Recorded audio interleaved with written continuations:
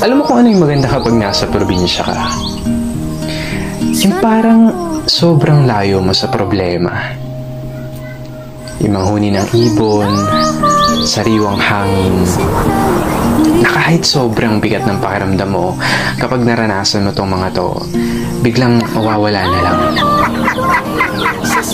Yung mga gandang tanawin, tapos yung palaya na ginawa niyong palaruan ng mga kaibigan mo.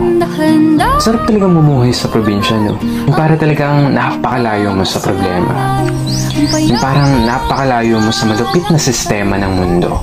Na kapag nasa probinsya ka, mararamdaman mo talaga yung halaga ng sarili mo kesa sa iba. At mapapasabi ka na lang na there's no place like home or like probinsya. At ikaw na nanonood nito ngayon, masaya ako at naparamdam ko sa'yo ang pamumuhay sa isang probinsya.